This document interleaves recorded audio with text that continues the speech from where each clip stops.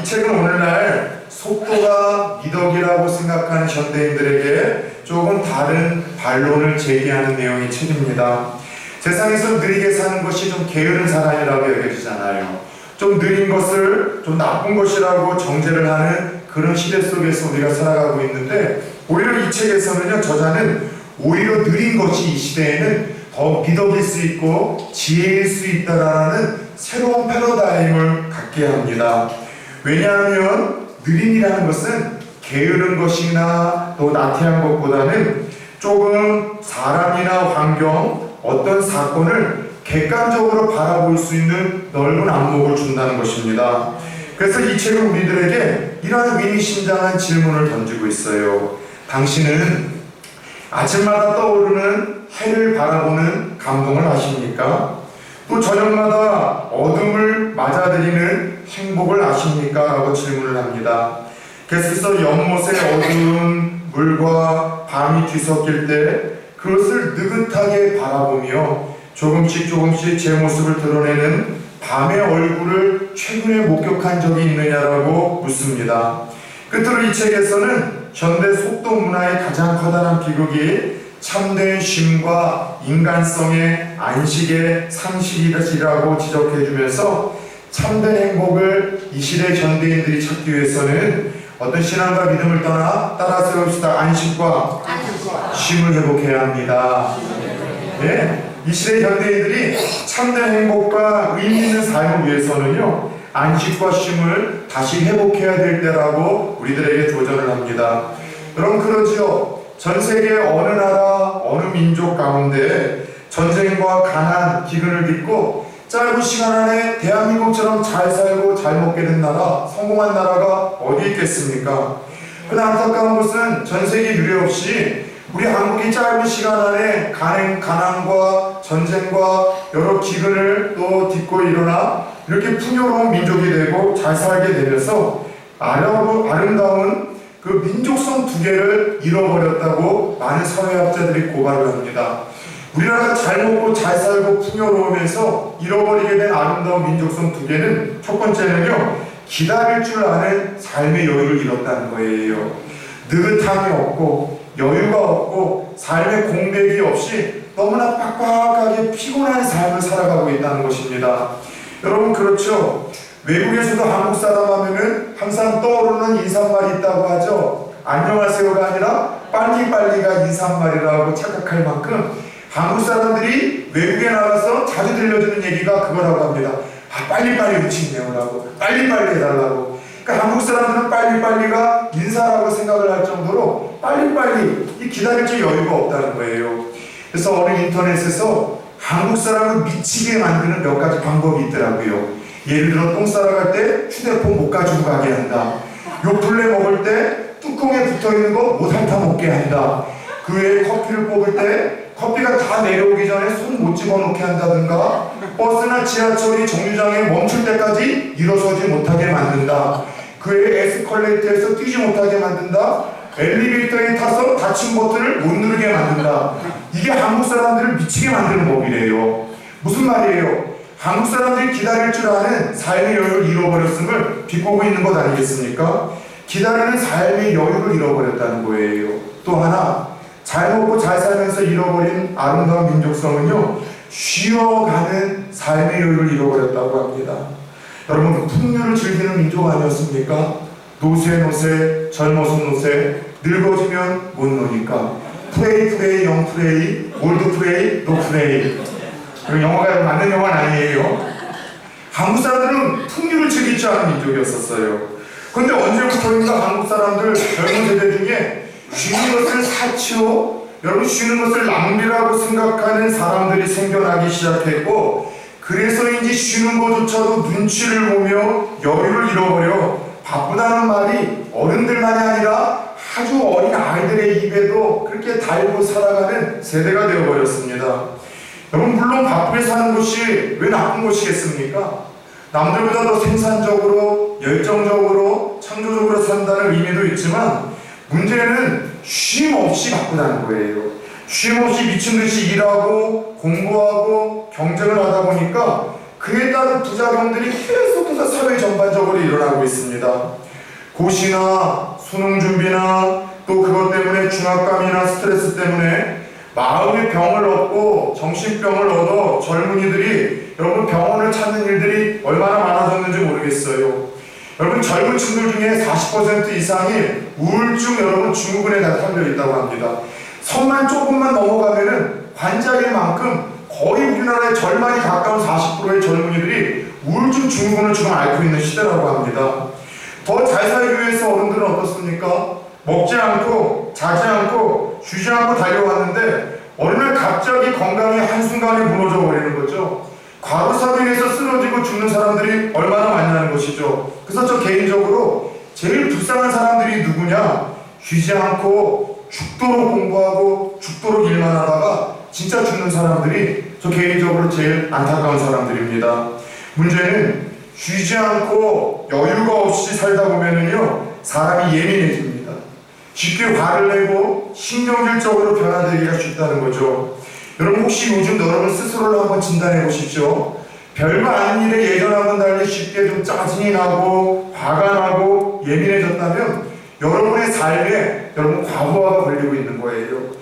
내 능력 밖의 일들이 지금 나를 짓누르고 있어서 내 몸과 마음이 그 스트레스로 인해서 지금 여러분 무너지고 있다는 신호가 예전에는 대수롭게 넘겼었던 사람의 말 한마디에 예민하게 반응하고 짜증나고 신경질을 내고 있다면 지금 몸이 여러분 데모를 일으키는 거예요.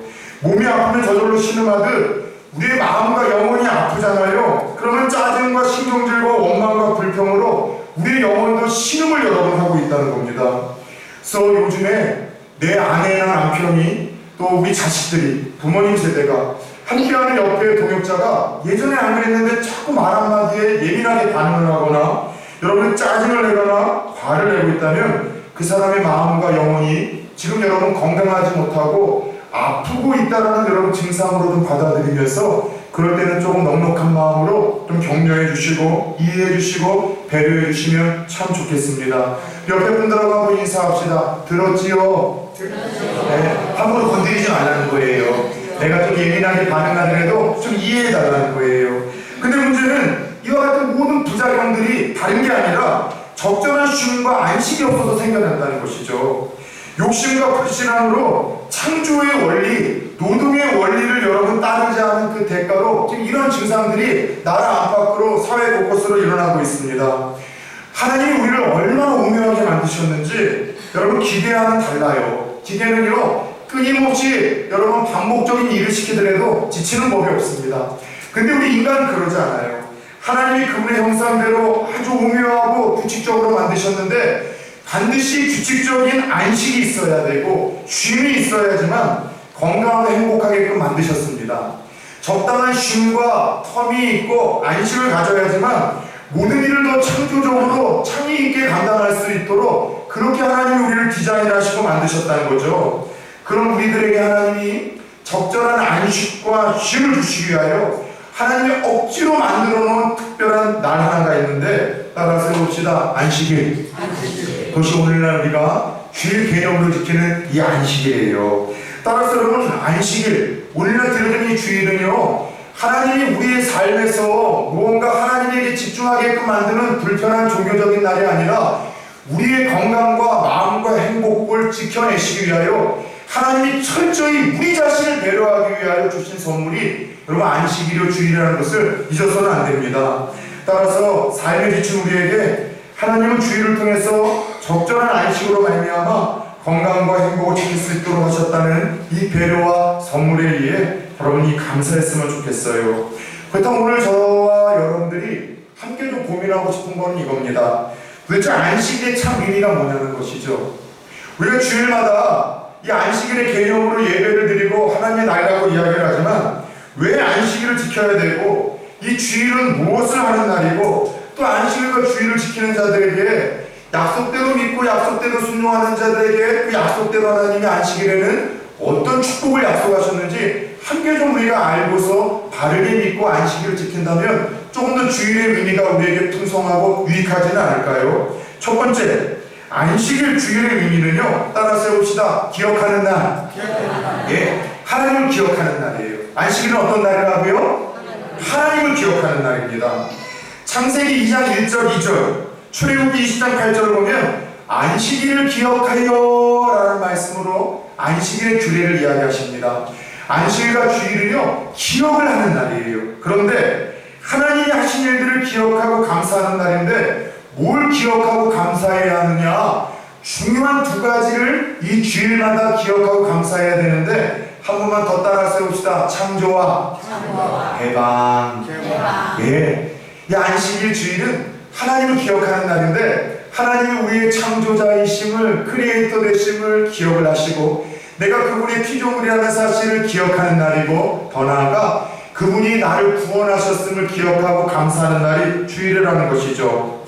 출애굽기 20장 10절 11절을 보면은 하나님이 이렇게 말씀하십니다. 일곱째 날은 내 하나님 여호와의 안식일인즉 너나 내 아들이나 내 딸이나 내 남종이나 내 여종이나 내 가축이나 내 문 안에 머무는 객이라도 아무 일도 하지 말라. 이는 엿새 동안에 나 여호와가 하늘과 땅과 바다와 그 가운데 모든 것을 만들고 일곱째 날에 쉬었습니다. 그러므로 여호와가 안식일을 복되게 하여 그날을 거룩하게 하였느니라. 첫 번째 안식일은 하나님이 창조하신 창조자라는 것, 하나님이 모든 것을 창조하셨고 나도 그분의 창조물이라는 것을 기념하며 드려지는 날이 안식일이요. 두 번째는 이스라엘 백성들이 애굽에서 구원받은 것을 기념하는 날이 바로 이 안식일의 또 다른 의미입니다. 신명기 5장 15절을 보면 너는 기억하라. 내가 애굽 땅에서 종이 되었더니 내 하나님 여호와가 강한 손과 편팔로 거기서 너를 인도하여 내었나니 그러므로 내 하나님 여호와가 내게 명령하여 안식일을 지키라 하였느니라.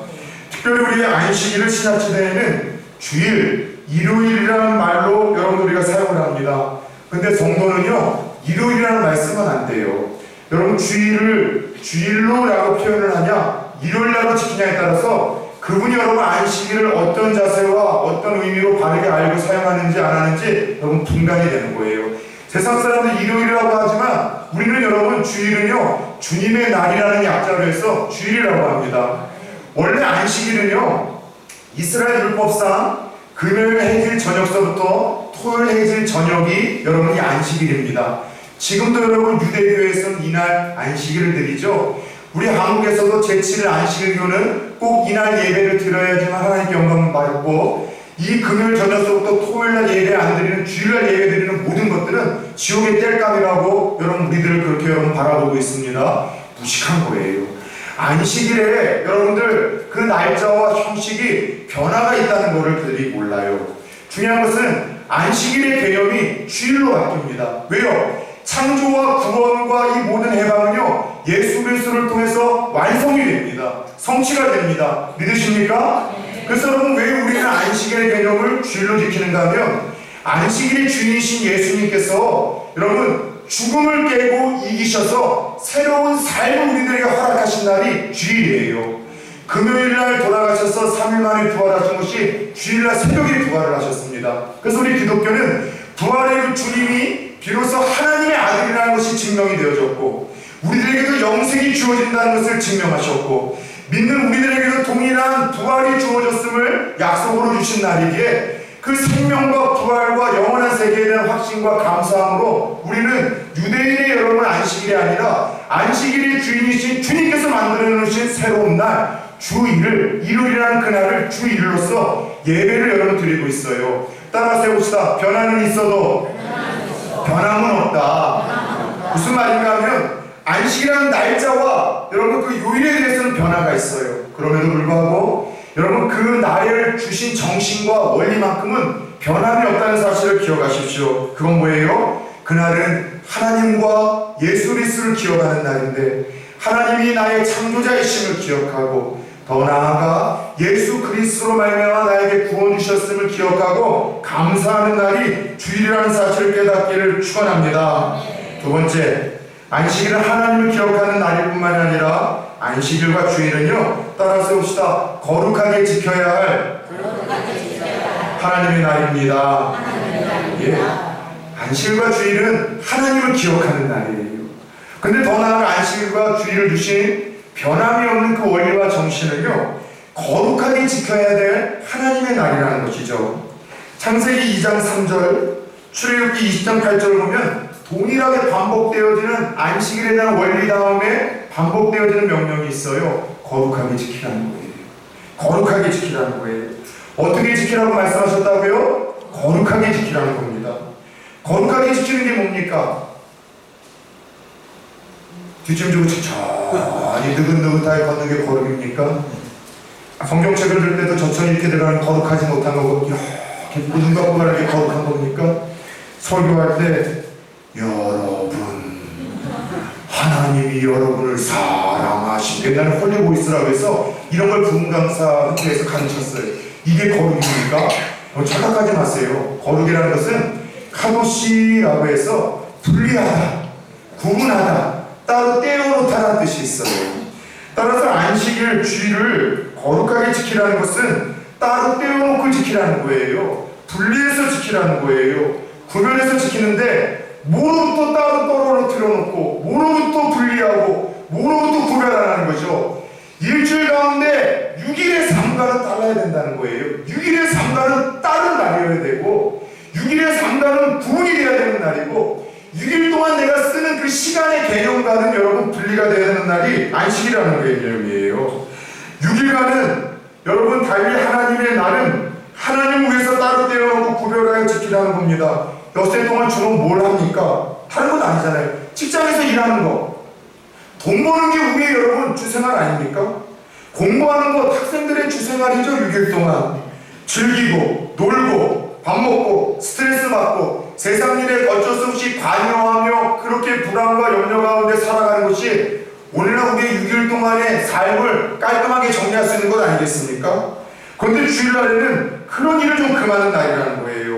오늘 이사야 58장 13절 말씀을 보십시오.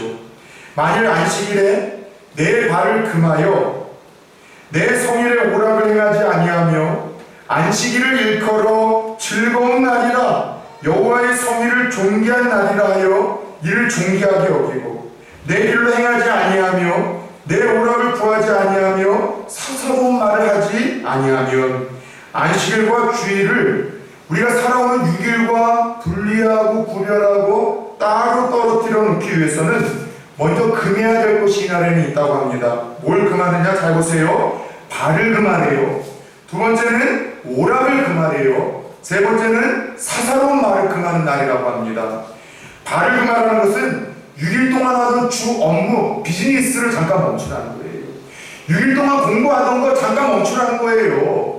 6일 동안 일하던 거 잠깐 멈추라는 거예요. 여러분 6일 동안 여러분 무엇 내가 집중하던 거 잠시 세상 일로 멈추라는 거예요. 여러분 저도 마찬가지죠. 여러분 6일 동안 하던 모든 일들이 일주일날만큼은 따로 떨어뜨려 놔야 돼요. 주일날에는 운동 안 합니다.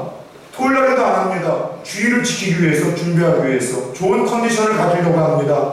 여러분 금요일 저녁까지는 설교를 어느 정도 끝내놔요. 왠지 아세요? 토요일 늦게까지 막 정신없이 준비해가지고서 준비되지 않은 요리를 가지고 나가기보다는 충분히 묵상하고 고씻고 그 말씀을 나에게도 하루 정도는 적용해보면서 내가 실패했던 어려운 말씀에 대한 솔직한 고백도 나누고 목사님 나도 한번 순종을 해보려고 전전긍긍했더니 이런 감동과 은혜를 주셨다는 것을 나에게 적용하고 싶어서 여러분 6일 동안 하던 거를 주일 준비를 위해서는 저도 따로 떨어뜨려 놔요.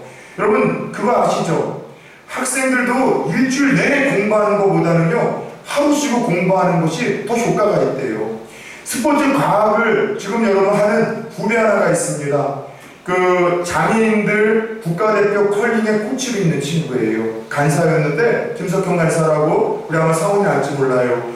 어느 날 석사 논문을 쓰고 저한테 그런 얘기를 하는 거예요. 목사님, 제가 논문 자료를 보니까 참 하나님의 창조의 원리, 이 안식의 원리가 일반 학계에서도 이건 정설로 밝혀졌다는 거예요. 무슨 얘기냐 그랬더니만 스포츠 의학계에서도 일주일 동안 내내 일하는 것이 또 공부하거나 운동하는 것이 오히려 근육 성장이나 건강에 더 해를 끼친다는 거예요. 3일에서 5일 정도 할 때가 운동 효과가 가장 극대화가 되고 5일이나 6일은 별 효과가 없는데 6일 이상을 넘어서기 시작하면은 오히려 치명적으로 더 안 좋은 결과가 나타나는 것이 실제로 스포츠 과학에서도 이것이 여러분 드러났다는 거예요. 모든 논문이 똑같이 밝히고 있다는 거예요.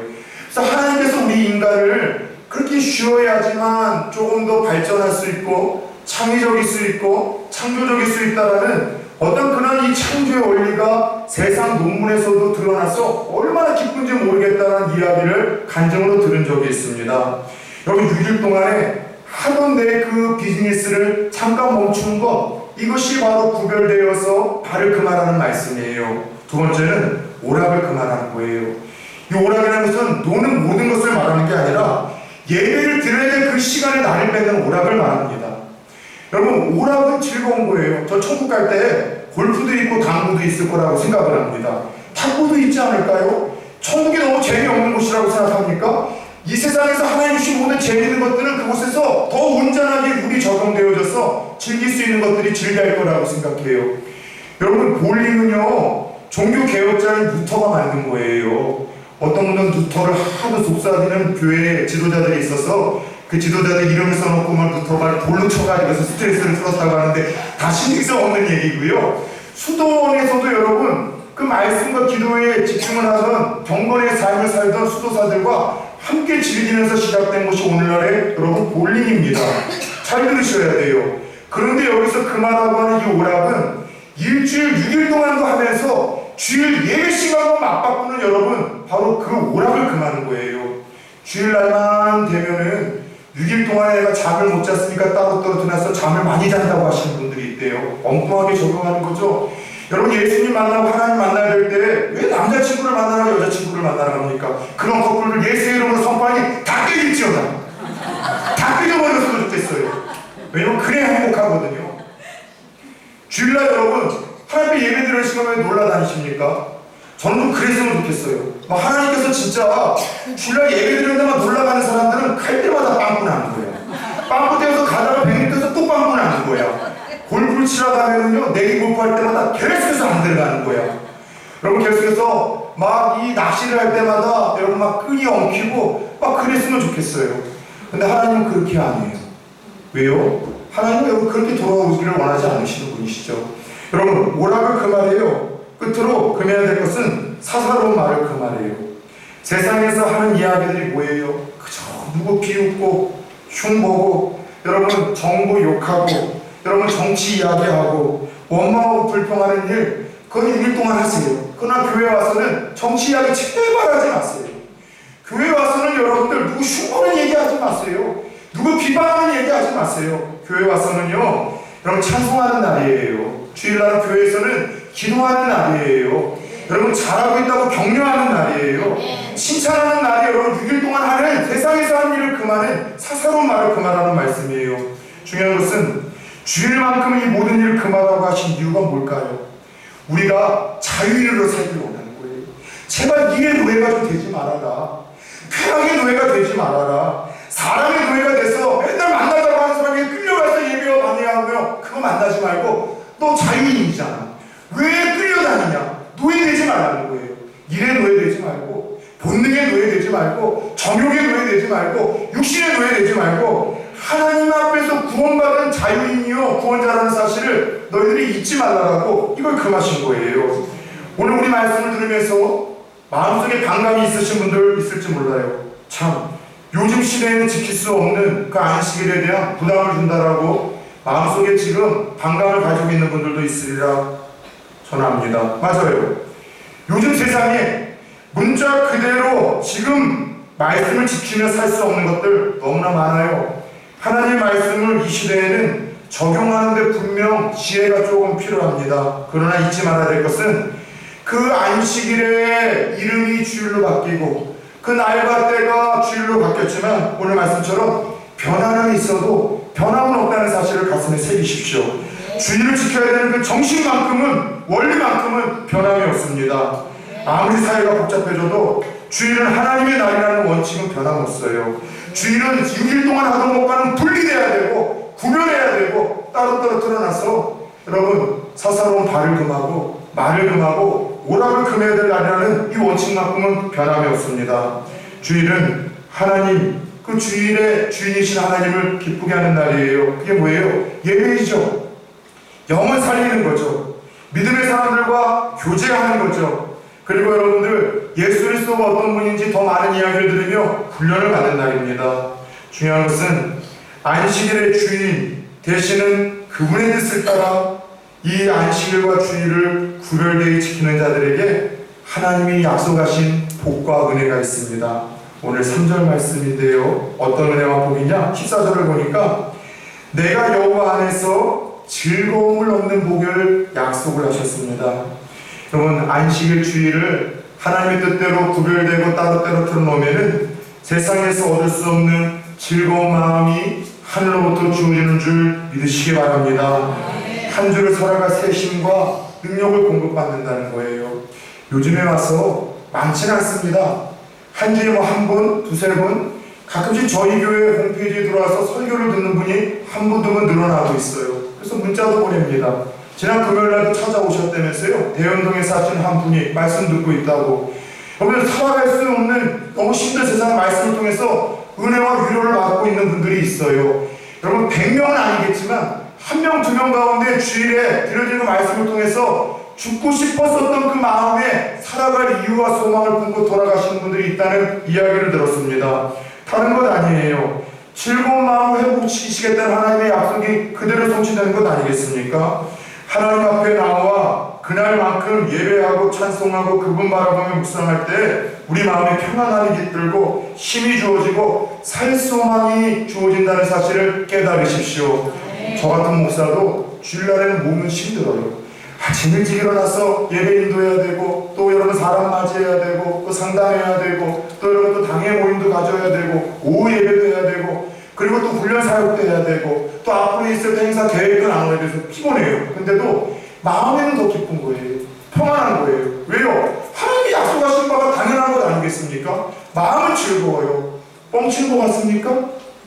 사기치는 것 같습니까? 평안해요. 너무나 기뻐요. 왜요? 약속하신 바대로 주일만큼 따로 나도 떼어나서 하나님 앞에서 이 귀한 일들을 감당하며 나갈 때 주시는 마음의 즐거움이 있다는 것이죠.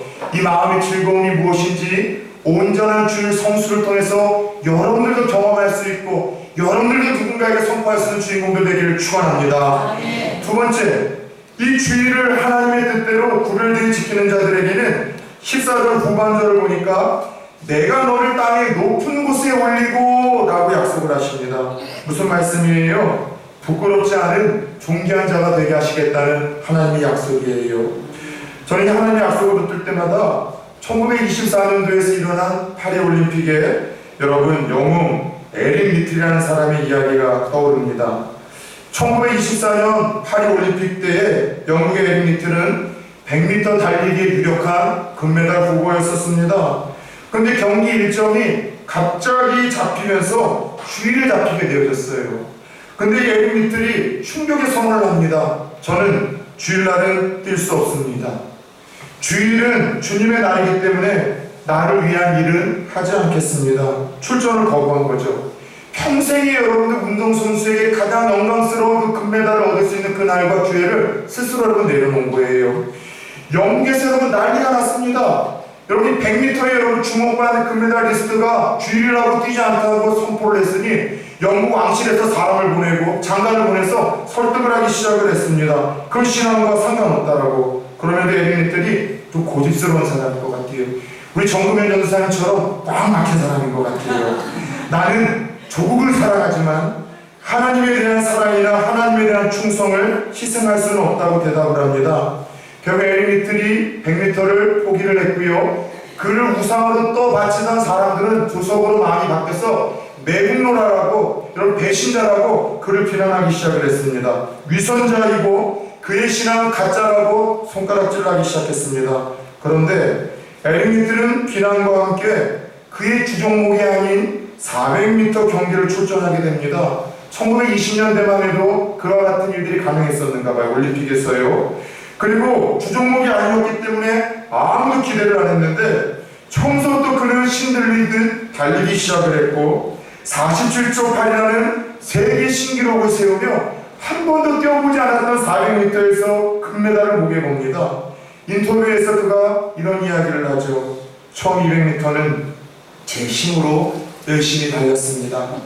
그러나 나머지 200m는 하나님의 도우심으로 달려 우승할 수가 있었습니다. 무슨 말이에요?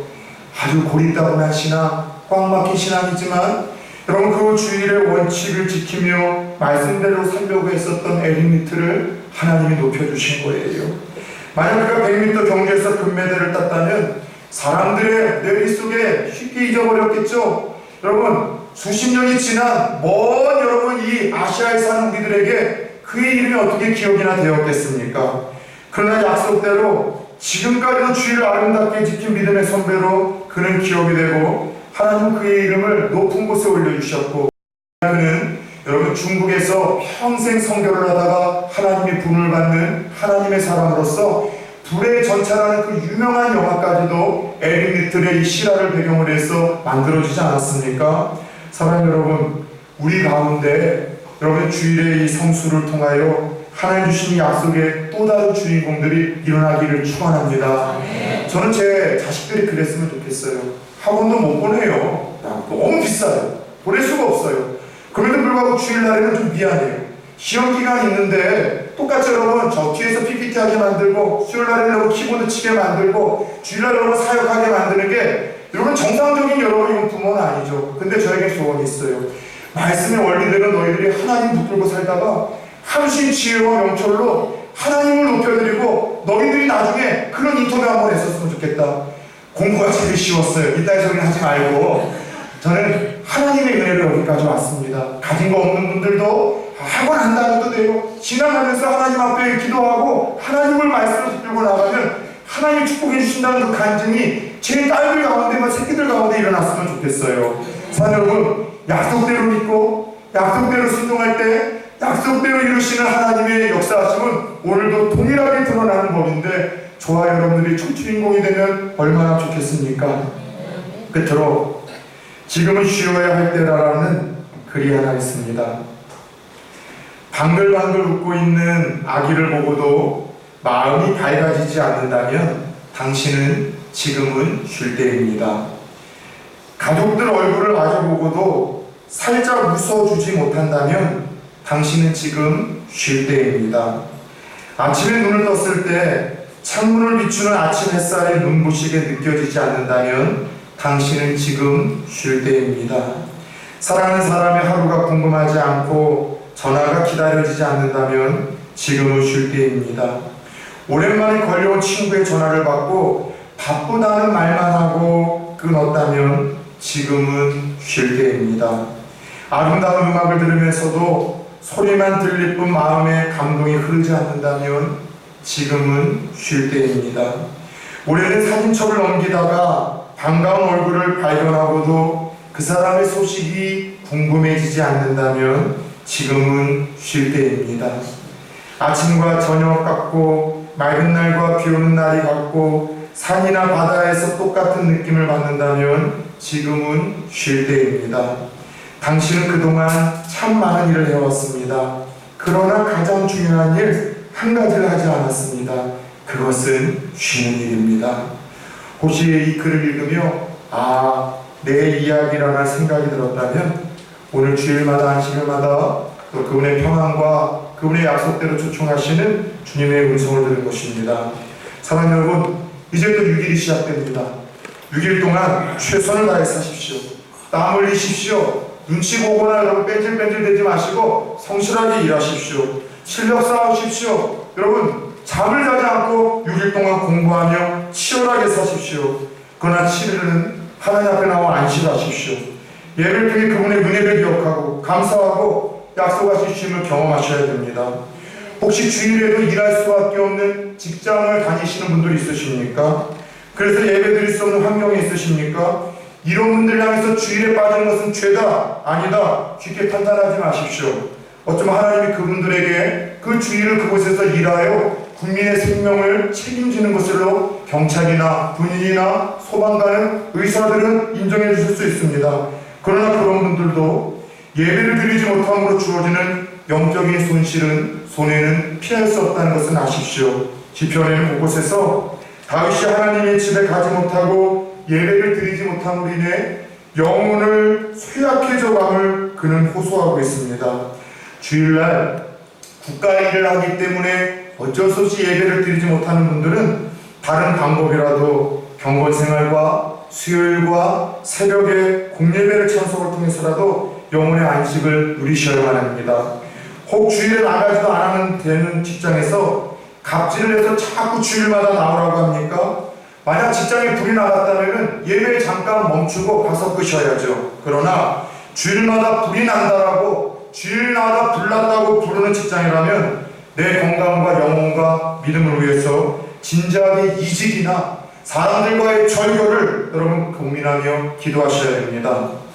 내가 다니는 직장도 환경도 지금은 감사하게 마음껏 주일 성수를 할 수 있는 축복이 있습니까? 그렇다면 하나님의 자녀라고 하면서도 내가 이렇게 쉽게 밥 먹듯이 예배를 빠져도 되는지, 아무런 양심의 가책 없이도 내가 이렇게 습관적으로 지각을 해도 되는지, 예배 때마다 내가 사모하는 마음이 없이 앉아있어도 되는지, 예배에 나왔지만 주님을 만나지도 못한 채 그렇게 편안한 마음으로 돌아가도 되는지 진지하게 고민을 하셔야 됩니다. 찬양과 말씀과 기도 시간마다 나를 향해 두 손 벌리시는 주님 품에 안겨 다시 한번 한 주를 살아낼 수 있는 힘과 능력을 주일마다 공급하시는 하나님을 만나는 역사가 간절한 가운데 저희 여러분들에게도 주어질 수 있기를 주 예수 그리스도의 이름으로 축원합니다.